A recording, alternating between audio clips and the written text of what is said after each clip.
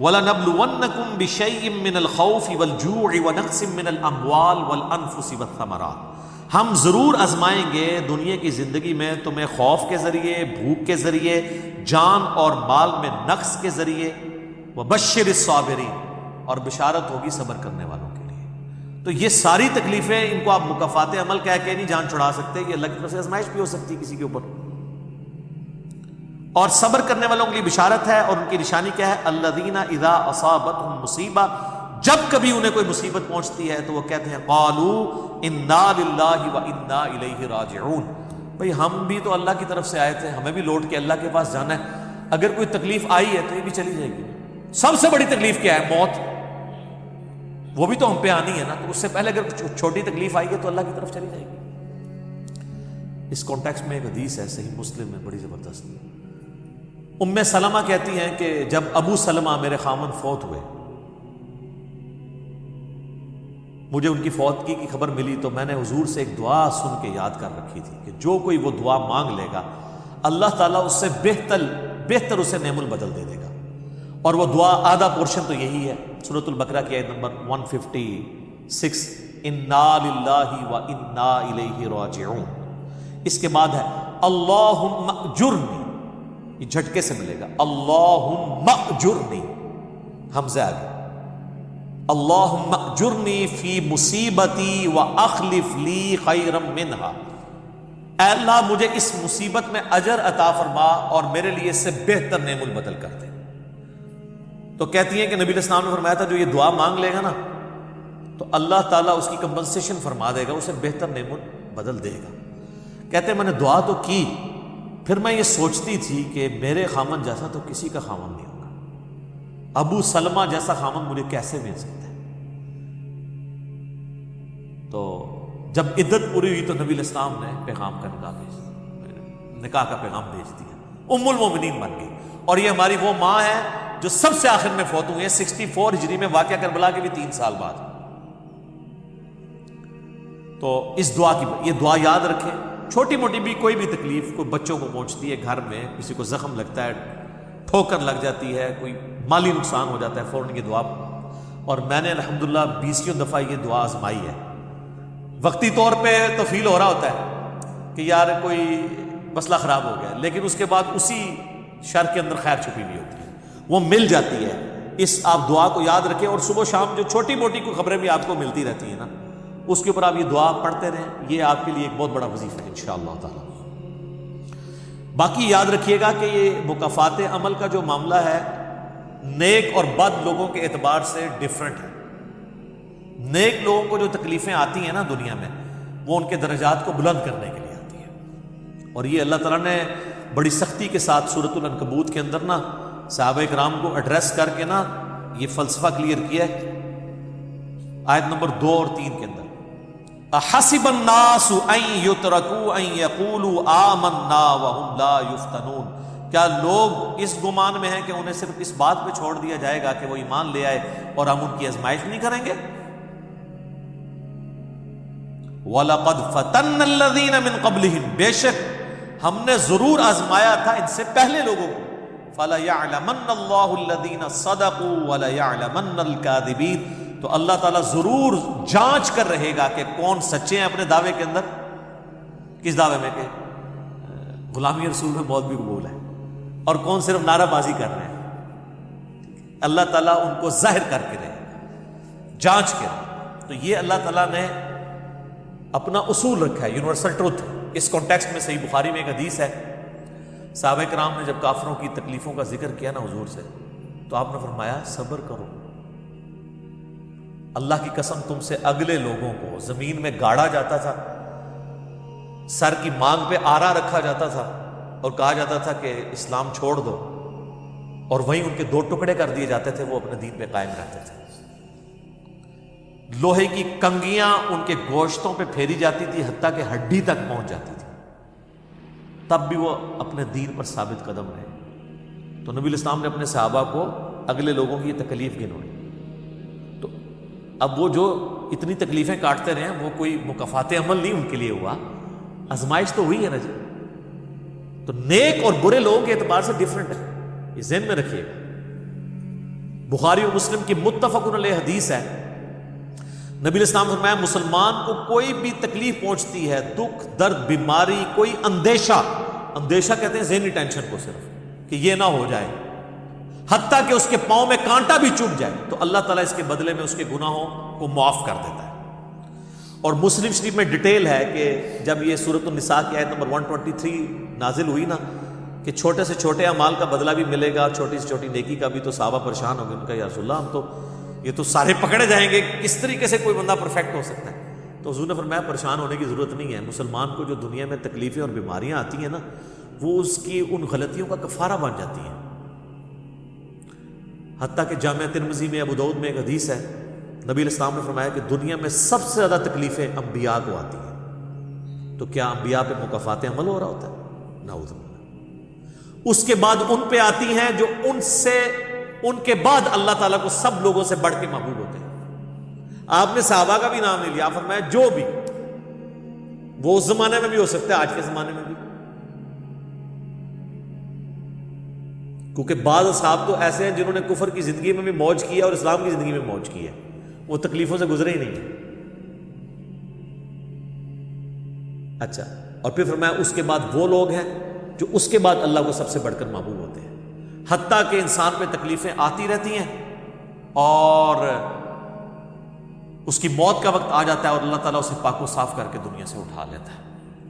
یہ جو لوگ کہتے ہیں نا یار وہ موت کے وقت فلانے کے ساتھ، یار وہ احمد دیدہ صاحب 9 سال تک قومے میں رہے ہیں، اتنی اسلام کی انہوں نے خدمت کی، ہزاروں عیسائیوں کو مسلمان کیا، لاکھوں مسلمانوں کے ایمان کی حفاظت کا سبب اللہ نے ان کو بنایا، لیکن وہ 9 سال تک قومے کی حالت میں رہے، 1996 سے لے کے 2005 تک۔ تو کوئی کچھ کہتا تھا جی یہ وہ عیسائی بھی ان کو کہتے تھے دیکھو جی اس کو بدوا لگ گئی اور یہ وہ ہو گیا، گستاخ ہے، یہ ہے وہ ہے۔ تو یہ تو کوئی طریقہ نہیں ہے۔ اس طریقے سے جنید جمشید صاحب جب شہید ہوئے تو آپ دیکھ لیں ان کے مخالفین نے ان کے بارے میں کیا بات کی، اور صحابہ کرام کو تو رومن امپائر کی بیٹل فیلڈز کے اندر تیل کے کڑاؤں میں روسٹ کیا گیا، تو آپ کیا کہیں گے نعوذ باللہ ان کے ساتھ یہ کچھ ہو گیا؟ ابو عبیدہ ابن جرح، معاذ ابن جبل لاڈلے ترین اصحاب ہیں، طاعون کے مرض میں شہید ہوئے ہیں، اور طاعون میں اتنے بڑے بڑے پھوڑے جسم کے اوپر نکلتے ہیں۔ آپ تو سمجھتے ہیں کہ صحابہ کرام جو ہے وہ بڑے سکون سے بیٹھتے ہوں گے اور پھر کلمہ پڑھتے ہوں گے، ساتھ ہی ایسے روح پرواز کر جاتی ہوگی۔ حضرت حمزہ ابن عبد المطلب کا مسلح ہوا ہے، سید الشہداء ہیں۔ حضرت حسین علیہ السلام کے ساتھ جو کچھ کربلا میں ہوا ہے، تو نیک بندوں اور عام بندوں کے اعتبار سے اس کا حکم ڈیفرنٹ ہے۔ نیک بندوں کے درجات بلند ہوتے ہیں۔ حسین ابن علی سے اتنی بڑی قربانی نے اللہ نے لی کہ قیامت والے دن ان کو جنتی نوجوانوں کا جو سردار ہونا ہے اس کو جسٹیفائی کیا گیا کہ آؤ جی حسین جیسی ہے کسی قربانی، بنا دینا سردار، آ جاؤ لے کے آؤ۔ کوئی کھڑا ہو سکتا ہے؟ ابھی تک 1500 سال میں تو نہیں کوئی دعویٰ کرے گا کھڑا ہونے کا۔ تو اللہ تعالیٰ نیکیوں کو جسٹیفائی بھی کرواتا ہے، وہ مکافات عمل نہیں ہو رہا ہوتا۔ نیک لوگوں کے لیے ڈیفرنٹ ہے، ان کے درجات بلند ہوتے ہیں، اور باقی عام لوگوں کے لیے یہ ہے کہ ان کے لیے بھی آپ نہیں کہیں گے کہ ان پہ عذاب ہے، یا اللہ کی طرف پلٹنے کا ذریعہ ہے یا ان کے گناہوں کا کفارہ ہے۔ یہ آپ نے کسی پہ نہیں کہنا اس کے اوپر لعنت پڑ گئی، اس کے اوپر یہ ہو گیا، اس کے اوپر یہ ہو گیا، یہ آپ کو کسی نے رائٹ نہیں دیا۔ یہ بہت بڑا ظلم ہے۔ ایک طرح کے معاملات ہوئے ہوتے ہیں دونوں کے ساتھ۔ اب آپ دیکھ لیں سنیوں میں سے کوئی جیل میں جاتا ہے تو شیعہ کہتے ہیں دیکھا جی مکافات عمل ہے، شیعہ میں سے کوئی جاتا ہے سنی کہتے ہیں مکافات عمل ہے۔ تو یہ آپ جو مرضی، اور اپنوں کے لیے کہتے ہیں آزمائش ہے۔ تو یہ آج کی ڈیٹ میں آپ نے سب کے لیے آزمائش ہی کہنا ہے، ورنہ یہ مسئلہ بالکل خراب ہو جائے گا۔ اور آپ دیکھ لیں اللہ تعالیٰ کتنا غفور رحیم ہے۔ پورا مکی قرآن 2/3 قرآن ہے کافروں کے لیے دھمکیوں سے بھرا پڑا ہوا ہے، لیکن جب ان دھمکیوں کی ایگزیکیوشن کی باری آئی ہے سارے مسلمان ہو گئے۔ آپ کوئی کہہ سکتا تھا کہ یا اللہ اتنی دھمکیاں تو نے دی، میں یہ کر دوں گا، تم پہ وہی عذاب آئے گا جو اگلے لوگوں پہ آیا تھا، تو اللہ اپنی کتاب کو سچا کر دینا اور عذاب لے آ۔ لیکن وہی بات، وَكَتَبَ رَبُّكُمْ عَلَى نَفْسِهِ الرَّحْمَةَ، اللہ نے اپنے اوپر لازم کیا ہے کہ ہر حال میں اس نے رحم ہی کرنا ہے۔ اور بخاری اور مسلم دونوں میں حدیث ہے کہ اللہ نے مخلوقات کی پیدائش سے پہلے عرش پہ اپنے پاس ایک عبارت لکھ لی تھی کہ میری رحمت میرے غضب پہ سبقت لے جائے گی۔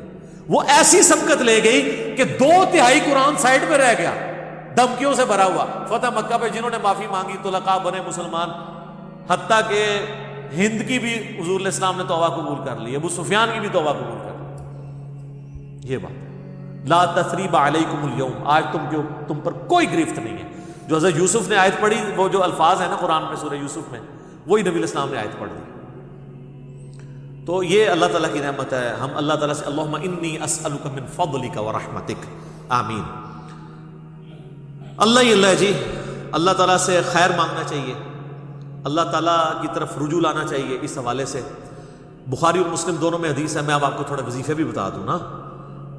ظاہر آزمائشیں تو ہر بندے پہ آتی ہیں، اللہ کی طرف رجوع بھی لانا چاہیے۔ ان آزمائشوں سے نکلنے کا طریقہ کیا ہے؟ بخاری اور مسلم دونوں میں حدیث ہے، نبی صلی اللہ علیہ وآلہ وسلم کے بارے میں انس بن مالک کہتے ہیں کہ نبی علیہ السلام کی اکثر دعا یہی ہوا کرتی تھی، اللہم ربنا آتنا فی الدنیا حسنہ وفی الآخرۃ حسنۃ وقنا عذاب النار، آمین۔ یہ بخاری مسلم میں بھی ہے، سورۃ البقرہ کی آیت نمبر 201 ہے۔ اے اللہ ہمیں دنیا میں بھی بھلائیاں عطا فرما اور آخرت میں بھی بھلائیاں عطا فرما، اور آخرت کی سب سے بڑی بھلائی بھی ساتھ مانگ لی، وقنا عذاب النار، آگ کے عذاب سے ہم بچا لیں، آمین۔ یہ اکثر آپ کی دعا ہوتی تھی۔ اس کانٹیکٹ میں ایک حدیث ہے بڑی انٹرسٹنگ، صحیح مسلم میں، ایک صحابی بیمار ہوئے حتیٰ کہ بالکل ہڈیوں کا پنجر بن گئے، اور صحابہ کہتے ہیں چڑیا کی طرح ان کی جان ہو گئی۔ نبی علیہ السلام ان کی عیادت کے لیے گئے، آپ نے جب دیکھا آپ فرمایا تو اللہ سے کیا مانگتا ہے؟ چنگا بندہ ٹردا پھردا بندہ جڑا منجی تے پی گیا اور بالکل ڈھانچہ پنجر بن گیا ہڈیوں کا۔ اس نے کہا یا رسول اللہ میں اللہ تعالیٰ سے یہ دعا کرتا ہوں کہ اے اللہ جو تو نے مجھے آخرت میں عذاب دینا ہے نا، دنیا میں ہی دے دے، آخرت کا عذاب تو بہت سخت ہے، تو مجھے دنیا میں ہی وہ عذاب دے دے۔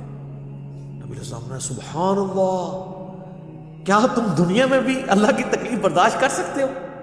اوے تجھے تو چاہیے تھا، تو کہتا اللہم ربنا آتنا فی الدنیا حسنہ وفی الآخرۃ حسنۃ وقنا عذاب النار۔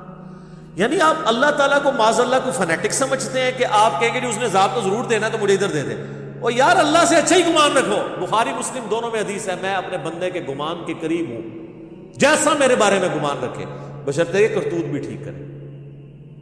تو سر ہم تو یہ کہتے ہیں کہ اللہ ہم نہ تیری آزمائش کے قابل ہے نہ تیرے عذاب کے قابل ہے، ہمیں بلا حساب و کتاب ہی جنت میں داخل فرما دے، آمین۔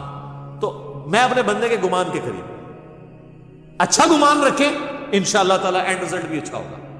آپ اللہ سے گمان اچھا رکھیں، یہ گمان بہت اہم چیز ہے، اور یہ آپ کا جو کانفیڈنس ہے نا اللہ کے اندر کہ انشاءاللہ اللہ میرے ساتھ خیر کا معاملہ ہی کرے گا۔ اچھا کئی لوگ ہیں وہ کہتے ہیں منو تو اللہ نے دینے ہی عذاب ہے، استغفر اللہ تو بولی، آپ چاہے اچھے اعمال کرتے ہیں برے اعمال، تب بھی آپ نے یہ اپنے بارے میں یہ بات نہیں کرنی، یہ تو، اور کسی کے بارے میں تو آپ نے سوچنا بھی نہیں سر، وہ تو کہانی ختم۔ وہ تو صحیح مسلم میں حدیث ہے نا، ایک شخص نے قسم اٹھا کے کہہ دیا تھا کہ اللہ تعالیٰ اس کو کبھی معاف نہیں کرے گا، وہ بڑا گنہگار شخص تھا، اللہ کی بارگاہ میں پہنچے، اللہ نے فرمایا تو نے میرے بھی آپ پہ کیسے قسم کھا دی، جا میں نے اس کو معاف کیا، تجھے دوزخ میں پھینکا۔ لا يسأل عما يفعل وهم يسألون، سورۃ الانبیاء کی آیت ہے۔ اللہ کو کوئی نہیں پوچھ سکتا اس نے یہ کیوں کیا، وہ سب کو پوچھ سکتا ہے کہ انہوں نے یہ کیوں کیا۔ یہ اللہ تعالیٰ کے بارے میں ناشکری پھیلانا سورہ الزمر میں ہے، لا تقنطوا من رحمت اللہ، اللہ تعالیٰ کے بارے میں مایوسی عوام کے اندر پھیلانا۔ لیکن اس کا دوسرا پہلو بھی غلط ہے کہ آپ رحمت کی آیتیں پڑھ کے تو لوگوں کے کام چوک کے رکھو، وہ بھی دوسری ایکسٹریم ہے، وہ بھی نہیں ہونی چاہیے۔ رحمت سے دھوکہ بھی نہیں کھانا، ہاں اعمال پورے کرنے ہیں اور پھر اللہ سے امید بھی رکھنی ہے۔ جو سیدنا ابوبکر نے حضرت عمر کو وصیت کرتے ہوئے کیا کہا تھا کہ عمر جب تو جنتیوں کی طرف دیکھے نا تو دعا کرنا کہ میں بھی ان میں شامل ہو جاؤں، اور جب بھی تو جہنمیوں کا ذکر لائے تو اللہ صلی اللہ سے پناہ مانگنا کہ کہیں میں ان میں شامل نہ ہوں۔ انہوں نے آگے سے کہا کہ میں عاشرہ مبشر ہوں، ٹھیک ہے۔ یہ معاملہ بہت سینسٹیو ہے، جن کو اللہ کا تعارف ہے نا تو وہ ان کی زندگی بڑے ڈر ڈر کے گزرتی ہے۔ تو یہ حدیث میں نے اس لیے بتا دی۔ ایک اور ذریعہ ہے ان آزمائشوں سے نکلنے کا، صحیح بخاری اور مسلم دونوں میں حدیث ہے، جس کی یہ خواہش ہے کہ اللہ اس کی عمر دراز کر دے اور اس کے رزق میں کشادگی دے دے۔ رزق میں دنیا کی ہر نعمت شامل ہے، ہم تو دولت ہی سمجھتے ہیں نا، اچھی صحت بھی رزق ہے، اچھی اولاد بھی رزق ہے، اچھی صحت بھی رزق ہے، مال کی فراوانی بشرطے کہ وہ فطرے میں نہ ڈال دے وہ بھی رزق ہے، ہر چیز دنیا میں جتنی بھی اہمیت ہے کی چیزیں جو ہم سمجھتے ہیں. تو بخاری اور مسلم دونوں میں الفاظ ہیں، جس کی یہ خواہش ہے اس کی عمر دراز ہو جائے اور اس کے رزق میں کشادگی ہو تو اپنے رشتہ داروں کے ساتھ حسن سلوک کرے. یہ ہے جناب وہ کام کرنے کا. حسن سلوک خالی ان کو تسلیاں نہیں دینا. ظاہر ہے قرآن اور حدیث میں جب رشتہ داروں سے صلہ رحمی کا ذکر آتا ہے تو یہ ہے کہ ان کے ساتھ قطع تعلق ہی نہیں کرنی، دوسرا ان کی فائنینشیل سپورٹ کرنی ہے. اس لیے آپ دیکھیں سب سے زیادہ حقدار زکوٰۃ کے، صدقات کے آپ کے بہن بھائی ہیں، سب سے قریبی رشتہ ہوا، اس کے بعد کوئی اور حق نہیں. باقی اس پہ تو امت کا اجماع ہے کہ جو صدقات اللہ کی راہ میں آپ کرتے ہیں اس سے اللہ تعالیٰ تکلیف ٹالتا ہے. منت سے نہیں ٹلتی. بخاری مسلم میں حدیث ہے کہ منت سے کنجوس کا مال ہی نکلتا ہے، تکلیف نہیں ٹلتی. لاجیکل ہے. منت تو یہ کہ یا اللہ پہلے یہ کر تو میں کراں گا، اور صدقے میں کیا ہے، یا اللہ میں نے تیری طرف سے تیری راہ میں یہ صدقہ کیا اور میں اس نیک عمل کا وسیلہ تجھے پیش کرتا ہوں، میرا مسئلہ حل کر دے. جو بخاری مسلم میں حدیث ہے 3 لوگ غار میں پھنس گئے تھے، انہوں نے اپنے پرانے اعمال کا واسطہ پیش کیا تھا. یہ نہیں تھا کہا کہ یا اللہ ایک پر کاٹ دیتے سی کرا کے، پھر کون سی نکلنا. انہوں نے اپنے پرانے کیے ہوئے اعمال کا وسیلہ اللہ کے حضور پیش کیا، جو قرآن میں بھی ہے وَاسْتَعِينُوا بِالصَّبْرِ وَالصَّلَاةِ. صبر اور نماز کے ذریعے اللہ کی مدد چاہو، جس سے وہ کہتے ہیں جی اس سے غیر اللہ کی مدد ثابت ہوتی ہے. تو کوئی کہتا ہے المدد یا صبر، المدد یا نماز، وہ اس کا مطلب ہے صبر اور نماز سے اللہ کی مدد، کیونکہ آگے آتا ہے ان اللہ مع الصابرین، بے شک اللہ تعالیٰ صبر کرنے والوں کے ساتھ. تو نیک اعمال کا وسیلہ آپ اللہ کے حضور پیش کریں. تو صدقہ اور خیرات کرنا یہ اللہ تعالیٰ کی طرف سے آئی ہوئی تکالیف کو، بلاؤں کو ٹال دیتا. ایک چٹکلا عرض کر دیں، صدقہ وہ چیز ہے جو بلا کو کھا جاتی ہے، اور مولوی وہ بلا ہے جو صدقے کو بھی کھا جاتی ہے. ہاں صدقہ کیوں کو دیتے ہیں؟ سر دیکھا کتنی بڑی بلا ہے. بلاواں نو جڑی چیز کھاندی ہے وہ صدقہ ہے، اور جو صدقے نو بھی کھا جائے سب تو بڑی بلا وہ مولوی ہے. اچھا یہ چٹکلے کے طور پہ اس کو نیگیٹو کسی نے نہیں لینا، میں نے ایک مزاح کے طور پہ بات کی، اس کا اس ٹاپک کے ساتھ کوئی تعلق نہیں ہے، چونکہ ایک مشہور ہے چیز. تو یہ میں نے آپ کو ایک دعائیں، اذکار اور پھر اعمال بھی بتا دیے. آخر میں 2 دعائیں میں وہ جو بیان کی تھی ان کو ریپیٹ کر دیتا ہوں. ایک پریونٹیو دعا ہے. یہ 2 علاج ہوتے ہیں نا، پریونٹیو اور کیوریٹیو. پریونٹیو علاج یہ ہوتا ہے کہ بیماری ہونے سے پہلے علاج کیا جائے، جیسے ویکسین ہے. آج کل وہ کہہ رہے ہیں کہ کورونا کی ویکسین بن گئی ہے کہ وہ لگوا لیں تو تکلیف ہوئی نا. ایک ہوتا ہے کیوریٹیو علاج کہ بیماری ہو گئی ہے تو اب علاج کیسے کرنا. تو پریونٹیو علاج جو دعائیں ہیں نا وہ ہے اللہم ربنا آتنا فی الدنیا حسنہ وفی الآخرۃ حسنۃ وقنا عذاب النار. ہر نماز کے تشہد میں اسے مانگے، ٹھیک ہے، بلکہ سجدے میں مانگے. صحیح مسلم میں حدیث ہے کہ سجدے میں تم اپنے رب کے سب سے زیادہ قریب ہوتے ہو، خوب دعائیں مانگا کرو. سجدے میں بھی آپ یہ دعا مانگ سکتے ہیں، تشہد میں تو مانگے ہی مانگے. وہ بخاری مسلم میں حدیث ہے درود شریف کے بعد جو چاہو اپنے رب سے مانگو، وہ تو قبولیت کی ایک جگہ ہے. اس کے علاوہ یہ ہوگی پریونٹیو علاج بیماریوں سے، پریشانیوں سے. جتنے سنت اذکار ہیں، بسم اللہ الذی لا یضر یا اعوذ بکلمات اللہ التامات من شر ما خلق، یہ ساری کی ساری چیزیں اللہ تعالیٰ کی طرف سے سنت اذکار ہیں. لیکن یہ یاد رکھیے گا یہ ناگہانی آفات کے لیے ہیں. یہ نہیں ہے کہ بسم اللہ پڑھ کے ساکٹ میں انگلی دے دے یا بسم اللہ الذی لا یضر پڑھ کے تو کوبرے سے کھیلنا شروع کر دے. نہیں، وہ پھر آپ اپنے اوپر تقدیر خود غالب کروا رہے ہیں، پھر یہ اذکار نہیں اثر کریں گے. یہ ناگہانی آفات کے لیے. جب کوئی شخص اپنے اوپر خود تقدیر غالب کر لیتا ہے نا پھر وظائف ہو جاتے ہیں سائڈ کے اوپر. یہ ذہن میں رکھیے گا. پھر بھی جو تکلیفیں آنی ہے نا وہ تو آنی ہے اللہ کی طرف سے آزمائش والی. وہ تو ہمیں یہی ایٹیچیوڈ ہے کہ ہم اللہ تعالیٰ کی طرف رجوع لائیں. اور وہی ہے کیوریٹیو علاج کہ جب کسی پہ تکلیف آ جائے تو اب کیا کرنا ہے اس نے کہنا ہے انا للہ و انا الیہ راجعون اللہم اجرنی فی مصیبتی و اخلف لی خیرا منہا. یہ مکافات عمل کا سارا ٹاپک اس کا اینڈ میں کروں گا سورہ الحدید کی ان 2 آیات کے اوپر، جس کے بعد صبر آ جائے گا ساتھ کہ اللہ تعالیٰ نے یہ تکلیف کا سلسلہ دنیا میں جو رکھا ہوا ہے اس پہ صبر کے لیے کیا ترغیب دلائی ہے. آیت نمبر 22 اور 3، ما اصاب من مصیبت فی الارض ولا فی انفسکم، کوئی مصیبت بھی ایسی نہیں کہ زمین میں آئے۔ زمین میں کیا مصیبت آتی ہے؟ زلزلہ، وبائی امراض، سیلاب، طوفان، ولا فی انفسکم، اور نہ کوئی ایسی مصیبت کہ تمہاری جان میں آئے۔ جان میں ہر طرح کی بیماری، کسی کو بلڈ کینسر ہو گیا، کسی کے گردے فیل ہو گئے، کسی کو ہیپاٹائٹس ہو گیا، تو اللہ فرماتا ہے الا فی کتاب من قبل ان نبرأها، یہ ہم نے لوح محفوظ پہ پہلے ہی لکھا ہوا ہے، اس سے پہلے کہ ہم یہ تکلیف بھیجیں۔ کام ہی ختم ہو گیا۔ اللہ کہتا ہے ہم نے تو یہ طے کیا، یہ ڈیسٹنی ہے، تمہاری تقدیر ہے۔ ان ذالک علی اللہ یسیر، یاد رکھنا یہ اللہ کے لیے بڑا آسان ہے، بہت آسان ہے۔ کوئی یہ بھی کہہ سکتا ہے کتنا ہو گیا، پہلے ہی اللہ کو پتا ہے، اللہ کے علم کے لیے آسان ہے۔ سورۃ الانعام میں تو یہاں تک آیا ہے کہ خشکیوں میں یا سمندروں کے اندر کسی درخت کا اگر پتا بھی گرتا ہے نا تو اللہ کو پہلے سے علم ہے، اور زمین کی گہرائیوں میں کوئی دانہ بھی پھوٹتا ہے نا وہ پہلے۔ اب ظاہر ہے ہمارا ذہن تو اس ڈیٹے کو سمجھ نہیں سکتا، بلکہ آج ہم نے لیپ ٹاپس میں، ہارڈ ڈسک میں وہ ڈیٹا سٹور کر لیا ہے جو 8 سے 100 سال پہلے کا انسان اس کو ماننے کے لیے تیار نہیں ہوگا کہ یہ ٹچ سکرین موبائل کیا کر سکتا ہے، اتنی دور بات کر سکتے ہیں، وہ تو اس کو بھی ماننے کے لیے تیار نہیں ہوں گے۔ لیکن ہو گیا نا کہ انسان کو اللہ نے ترقی کرائی ہے، تو اللہ کا علم تو بہت کامل ہے۔ لِكَيْ لَا تَأْسَوْا عَلَىٰ مَا فَاتَكُمْ، یہ ہم نے اس لیے کیا، یعنی ہم نے تقدیر میں پہلے یہ چیزیں لکھی تھی تاکہ تم مت افسوس کرو اس چیز پہ جو تم سے چھین لی جائے۔ وَلَا تَفْرَحُوا بِمَا آتَاكُمْ، اور اس پہ شیخی مت بگاڑنا جو اللہ نے تمہیں دی ہے۔ اللہ کسی سے لے کے آزماتا ہے تو کسی کو دے کے بھی آزماتا ہے۔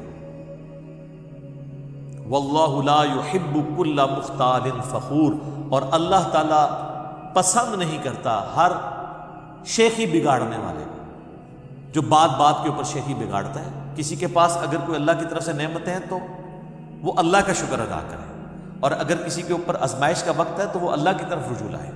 اس لیے تو نبی علیہ السلام نے فقر کی زندگی گزاری ہے نا سر، پریکٹیکلی آپ نے ثابت کیا ہے فقر کی زندگی گزار کے کہ آپ اس امت کے لیے رول ماڈل ہیں۔ بخاری مسلم دونوں میں حدیث ہے، ہم عائشہ کہتی ہیں بعض اوقات 1 مہینہ 2-3 مہینے بھی گزر جاتے تھے، ہمارے گھر 2 کالی چیزوں پہ گزارا ہوتا تھا، کھجور اور پانی پہ، اور وہ بھی ٹنوں ٹن نہیں، 2 کھجوریں صبح 2 شام، 1 میٹھا پانی کا پیالہ صبح اور 1 شام، چولہا نہیں گھر میں جلتا تھا۔ بخاری مسلم دونوں میں حدیث ہے، نبی علیہ السلام دعا کرتے تھے اے اللہ محمد اور آل محمد کو بس اتنا ہی دینا کہ ان کے روح اور جسم کا رشتہ چلتا رہے، بس سبسسٹنس لیول۔